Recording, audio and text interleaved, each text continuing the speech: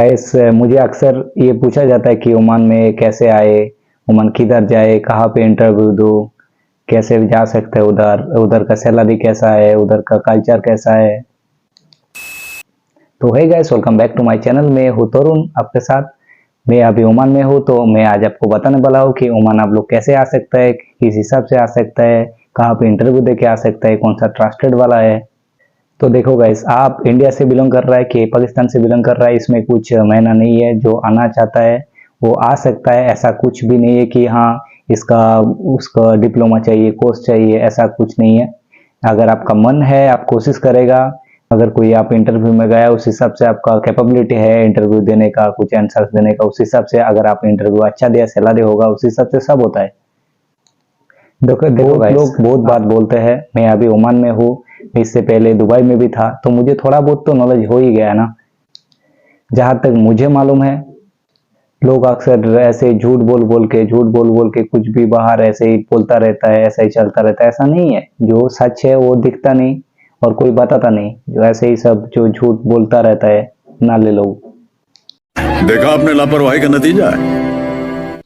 तो गाइस, बात करते हैं आप ओमान में कैसे आ सकता है। एक तो आप इंटरव्यू देके, इंटरव्यू के जरिए में आप आ सकता है। अदरवाइज दूसरा ऑप्शन है, अगर आपका कोई रिलेटिव्स है, कोई आपको लेके आ रहा है, कोई आपको सजेशन किया इधर आओ, इधर ऐसा है, अच्छा है, तो बुलाया, तो दूसरा उसमें आ सकता है।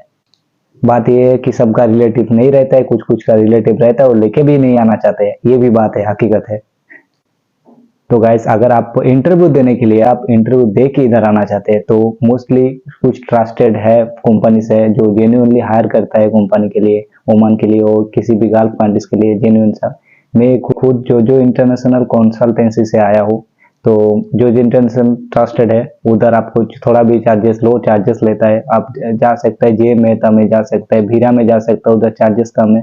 उधर आपको इंटरव्यू देना पड़ेगा, किधर भी आप इंटरव्यू, आप चाहे आप कौन सा भी फील्ड में हो, ऐसे कैशियर हो, अकाउंटेंट हो, सीनियर पोजीशन हो, मैनेजर हो, जो भी हो, आपको इंटरव्यू देना पड़ेगा। इंटरव्यू में अगर अच्छा हुआ तो ही आप आ सकता है। उस हिसाब से आपको सैलरी भी बनेगा, उस हिसाब से जैसे इंटरव्यू जाएगा उस हिसाब से आपका सैलरी भी बनेगा। मैं कुछ इंडिया का कुछ ट्रस्टेड कंसल्टेंसी है, उसका कुछ नाम में डिस्क्रिप्शन, मेरा डिस्क्रिप्शन बॉक्स में मैं डाल दूंगा, चाहे तो उधर से आप चेक कर सकता है। उधर चार्जेस भी कम है और उसका थ्रू में आ सकता है। और बात करते हैं इधर का सैलरी का। सैलरी तो सबका सब एक नहीं होता है। जो जैसे जिस हिसाब से आता है, फ्रेशर का कम रहता है, फ्रेशर का मिनिमम 120, 140, 150 ऐसा रहता है फ्रेशर का। वो इंडस्ट्री के ऊपर डिपेंड करता है, चाहे आप अकाउंटेंट में आ रहा है, कैशियर में आ रहा है, होटल इंडस्ट्री फील्ड में आ रहा है, मार्केटिंग में आ रहा है या सेल्स में आ रहा है, उसका ऊपर डिपेंड है। ऐसा नहीं है कि सबका सैलरी एक है। जो मैनेजमेंट है, एचओडी है, जो हेड ऑफ द डिपार्टमेंट है, उनका सैलरी ऐसे भी ज्यादा रहता है।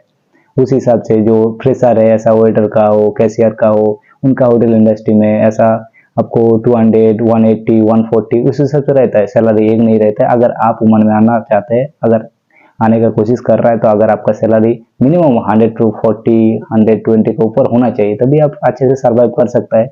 प्लस आपको फूड अकोमोडेशन आपके साथ कंपनी प्रोवाइड करे तो। अदरवाइज अगर आपका 100 ओमानी रियल से कम सैलरी है, तो बहुत मुश्किल है सर्वाइव करना इधर ओमान के हिसाब से। इसके अलावा भी अगर मुझे कुछ आप लोग पूछना चाहते हैं, मेरा कमेंट सेक्शन में आप लोग कमेंट कर सकते हैं। मैं तुरंत विदिन 24 आवर्स में आपको रिप्लाई देने का कोशिश करूंगा। थैंक यू, तब तक के लिए बाय बाय। मेरे साथ जुड़ा रहिए। अगर आपको ओमान का ब्लॉग या कुछ इन्फॉर्मेशन चाहिए जीसीसी कंट्रीज का, तो मेरे चैनल के साथ जुड़ा रहिए। Thank you.